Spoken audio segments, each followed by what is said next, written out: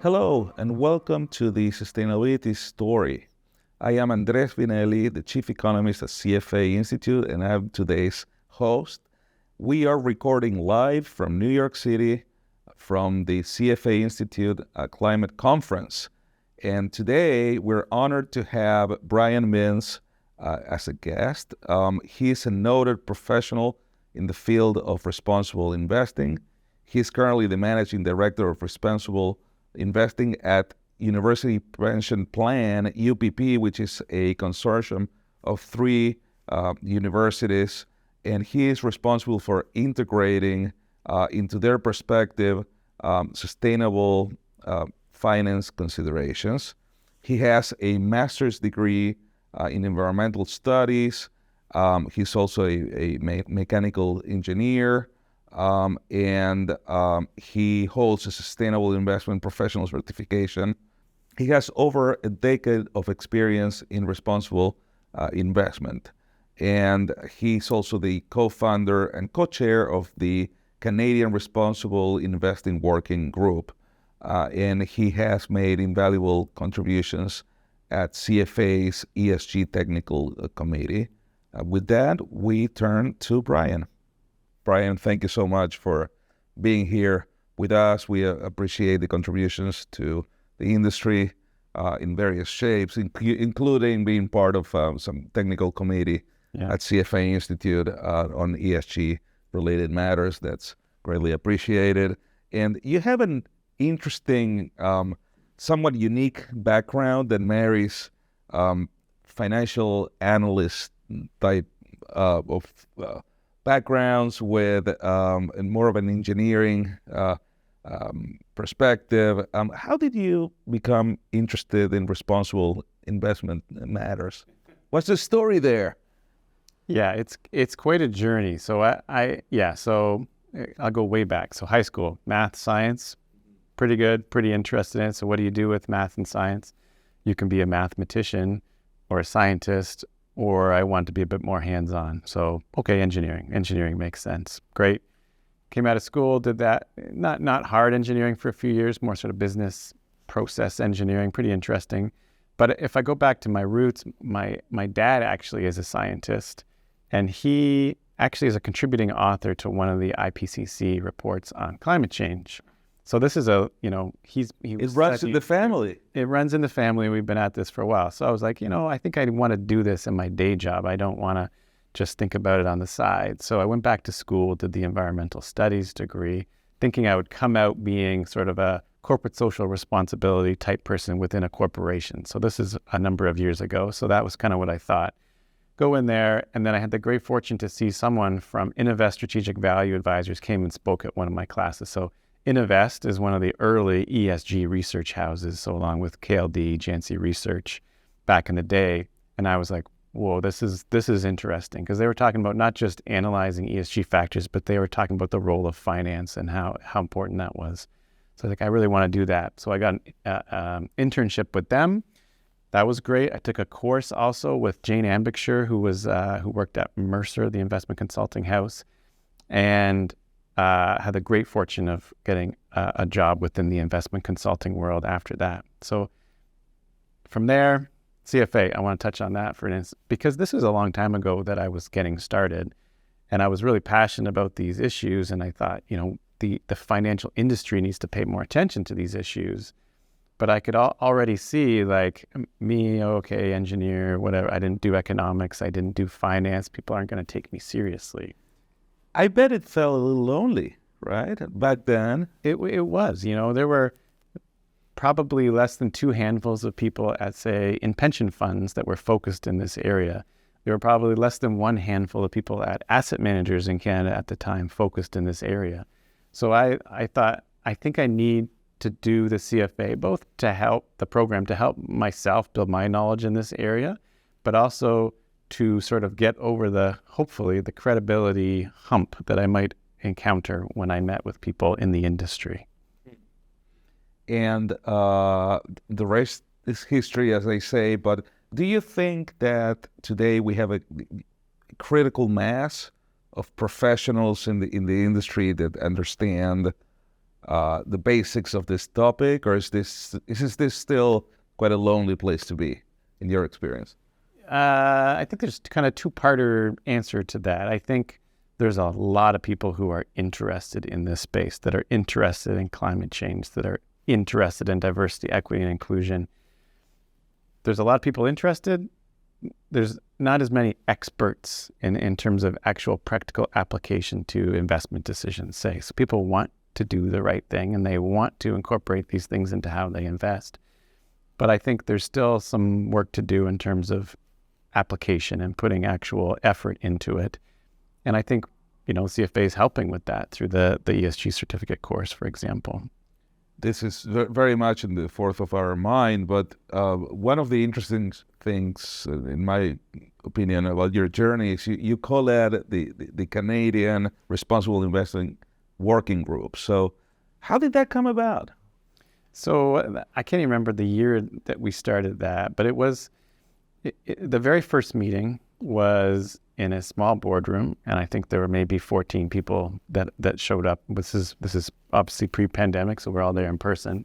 Hei Wong Kong was someone, she had recently come to Toronto from the UK, and she brought over, a kind of a different perspective that the people that were kind of had similar roles to me didn't really have, or we were searching for, I guess. And she kind of came into the area. She went around, met with all the different people, and was like, and then we were chatting, and we're like, we really ought to bring people together to talk about these things. We all have common challenges. We all have, similar sorts of objectives, but we're like you said, we're not lonely, but each of us are two people in all these different organizations, and we're all negotiating and dealing with many of the same challenges. So let's come together and chat. So we started to come together on a quarterly basis. We got together, we'd have breakfast, and we started to get into like, okay, what are we trying to achieve here? And then what we're trying to achieve is just having a safe place to talk amongst each other. And that turned out to be the focus of the group for a long time, was just, let's make sure we get together and have a chat. There were some working groups that spun out of that and sort of came up with certain things. So there was some work around disclosure. So what sort of disclosure should asset owners expect of managers? So that was kind of a working group. There's a lot of work around climate, put on a few different events, for example, for the industry. But it always came back to, when we schedule out our time, it was like, okay, there's a big long time for breakfast and chatting, and people show up at the beginning of that because they just want to talk to people and either commiserate or celebrate wins with each other. So it's just great to have that open dialogue. Interesting, because sometimes it's difficult to sit down with folks who are in the same value chain, up or down, or competitors in the area, and get the folks to talk in a safe manner about emerging problems that are difficult to first have common language around and then develop metrics. So any lessons in your experience trying to do that? Having been in this sort of responsible investing, sustainability space for a long time, I always find people are pretty open and people want to chat. So there's, you can often just reach out to someone. You might read a report or something that someone wrote, and you think, that's fantastic. If you reach out to that person, you say, I think that was fantastic what you did, they'll write back to you and you can start up a conversation, So I think people are pretty open to this, and people who are focused in this area tend to be open because, yes, they want to do their job and they want to do well for their beneficiaries, but they often have sort of a wider view of the world as well and want to see everyone be successful. Amazing. And so you've done a lot collaborating with folks in the industry. And can you tell us a little bit more about your shop? What kind of factors do you take into account? I understand that you're in the investment process and UPP and trying to incorporate some of these important factors into their considerations. How does that work? Yeah, so University Pension Plan, we're only, at the time that we're talking, we're less than 2 years old. So we're a very new pension plan. But we came in to life with some existing assets and liabilities. So 3 different universities and then a 4th one joined, all brought investments to the table, relationships with investment managers that we got to know over the past year and a half, so to speak. And so we're almost exclusively externally managed. So when we think about ESG factors, we're thinking more about how do our partners deal with these issues rather than us ourselves dealing with them. We're not selecting individual securities, for example. We have partners who are doing that. So that's very much the focus of our activity, is evaluating and working with our partners on improvement. So we'll go down the chain. We've developed a rubric, sort of a scoring system where we can go through and identify to what extent our partners meeting our let's call it rather lofty expectations. So we kind of come at it more from an absolute approach, and we think about the firm. So what kind of supports do investment teams have internally? We think specifically about investment processes and the people who are actually responsible for investment decisions. What sort of knowledge do they have? What sort of tools do they have? And then we think about the outputs and outcomes. So that can be everything from what's in the portfolio. So we have some tools at our disposal to evaluate portfolios, but also what sort of outputs and outcomes are occurring. So stewardship, for example, if they're responsible for proxy voting on our behalf, how is that going? What does their policy look like? How are they executing on their policy? If there's, we really like to see outcome-focused engagement activity for public managers. How does that work? How do they set targets? How do they keep track of activity in support of sustainability-related improvements or sustainability-related disclosure improvements? So we're really focused on that relationship with our investment partners, and we really want great partners who want to work with us through this journey. I imagine it's a challenging journey because we're trying to come up with the right disclosures, corporate disclosures, so folks that you hire to select securities can be more accurate in how they measure the risks and opportunities for each individual security. There might be issues on how you know whether the firms that you select actually do what they claim they're doing, and that's even if folks try very hard, it's difficult to tell whether they're truly incorporated in the investment process. There's the issue of fiduciary. Have you had any encounters of people saying, well, from a fiduciary perspective, we cannot do what you want us to do? Has that been a thing for you? No, because the lens for all of this work is how do we make sure we can pay our beneficiaries the benefits that they expect at the cost that they expect, right? So we don't want to increase contribution rates, but we do want to pay the benefits people expect. So that's always the lens that we're using when we're having these discussions. We want these practices because we believe they will help us be a better investor, because we think they will help our partners be better investors. And we're cognizant of the differences, so that depending on the investment strategy, there are different tools and levers that the teams have at their disposal, right? If we have a passive equity strategy, we don't obviously expect any sort of ESG integration. That's absurd. But we do expect stewardship. And in fact, we really want to see stewardship at the public policy level, because if we're investing in a broad market through a passive strategy, the movement of the market matters a lot to us, as opposed to the single individual companies within the market. That's fascinating. So even for passive instruments, the voting should be consistent with what you demand from them.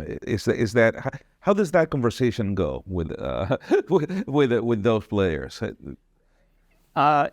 It's good. It's good because we come through that lens of, we think this can help provide us with better outcomes for the long term. Like, okay, we're on the same page. This is good start. And then if we talk about why we would want better governance practices, they could generally agree with that. So if we talk about why independent boards are important, they can sort of generally agree with those things piece by piece. So maybe that all adds up to a certain approach to voting, but really it's a bunch of really manageable, understandable reasons why we want certain things. So I think, and we're definitely willing to meet partners with where they're at, but what we want is this philosophical alignment for them when we talk with them to display to us that they kind of see what we're trying to do and why we're trying to do it, and that we can grow together and get better and better at it. It's wonderful. So let's assume that you talk with that partner and there's alignment. You're in lockstep, and then they go and try and select securities according to the mandate that you gave them. How concerning is the issue of greenwashing? And that has a little bit of a negative connotation, but more generally, disclosure quality by issuers of securities. People are out there trying to disclose, and I would assume in a truthful manner, what's going on, but those disclosures are all over the place. They're not perfectly comparable, and who knows whether those disclosures are reflecting what truly goes on within the corporation. So how concerned are you about disclosure quality? I how to phrase this? I really want accurate disclosure. I would rather hear from a partner, we are concerned about the energy transition, and we've started our research. We're not done yet. We haven't totally wrapped our head around it, but we're doing this and that, and we're hoping to improve our processes in the future in line with your mandate to address that. I'd rather hear that than, oh yeah, don't worry, we've got a climate policy. Here's the carbon footprint report. See, we've taken care of it. That's not enough. I don't want reports and anecdotes. I want to know from the investment decision makers that they really fundamentally get it and they're trying to address these things over time. So progress towards perfection is better than, trying to appease us by providing information that may not be all that meaningful. Can I just add to that one? Yeah. So the one additional piece is the work that I have been very fortunate to work with the CFA Institute around the ESG disclosure standards, and taking this idea of ESG, this term ESG or sustainable investing, responsible investing, and breaking it into the component pieces and really understanding exactly what people mean when they talk about ESG or sustainable or responsible. It's really about understanding those proxy voting, outcome-focused stewardship. Are there actual exclusions? Are there portfolio level objectives in terms of metrics or objectives? So really breaking it apart and saying, really tell us exactly the bits and pieces of the process and how those are being applied to our mandate. Is it fair to say that a lot to be done, but we're walking a path that gets it to a more precise place in understanding and decomposing the E, the S, and the G, even if we don't use those words or those letters?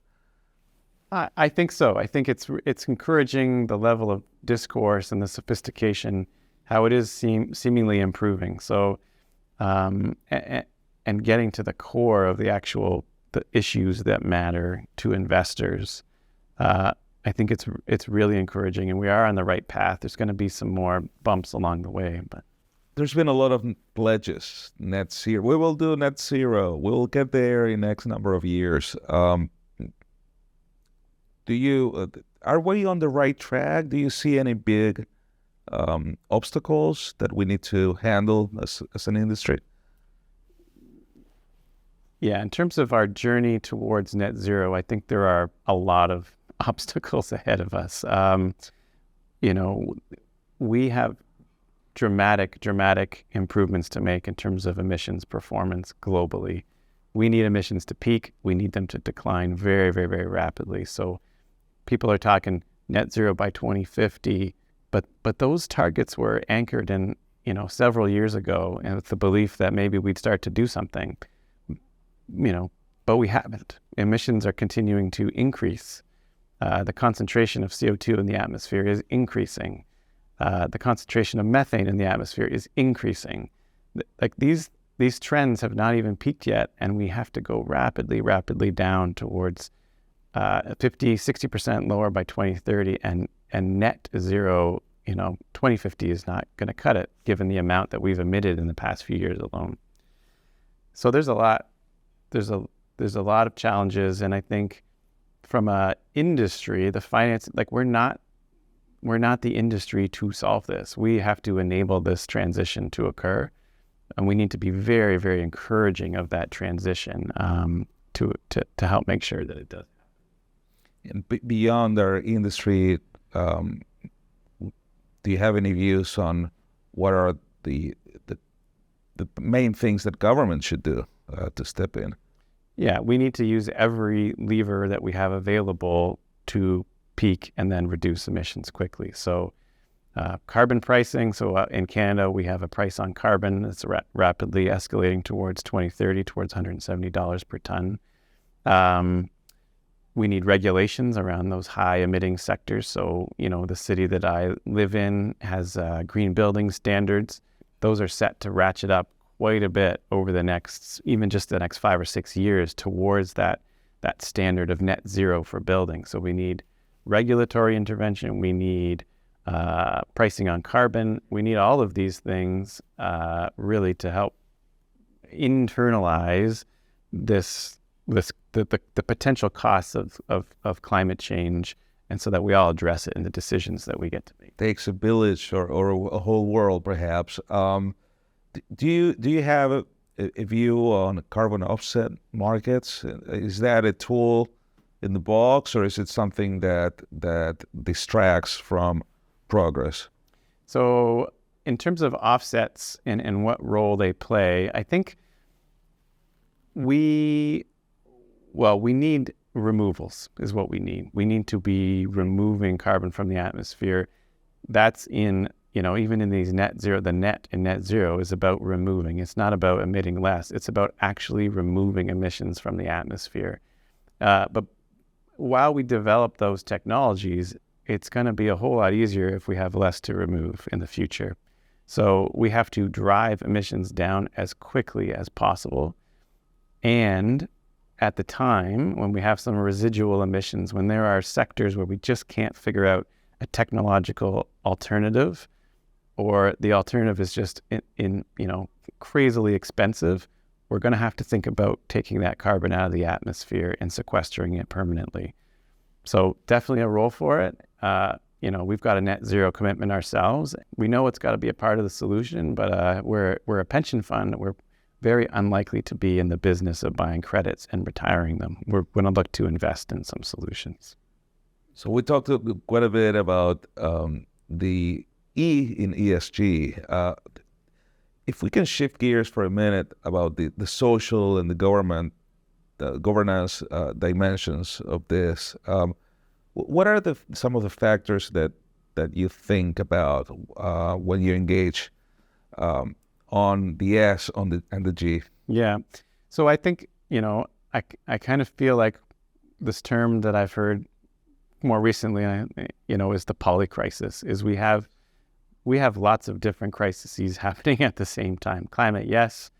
There's food issues, there's water issues, there's inequality is a really core issue, which again has the ability to impact all these other issues as well. We need to be increasingly thinking about these systems and the interconnection of, if we want this thing to happen, these other things are going to have to happen as well. And some of those are social issues around inequality or racial equity, which we have not addressed as a society, and that we have a lot of work to do. And we won't be able to, quote, fix our problems unless we kind of address a lot of these issues simultaneously. It's interesting and also tragic that the communities that are most tend to be most disfavored because of environmental disruption could also be disfavored if we are not careful in how we mitigate and transition into a more sustainable future. So that should certainly be part of the conversation in my view. Now, we are closing with one question that I have for you is, do you have a call for action in this area? I have lots of calls for action around what to do around sustainability and investing.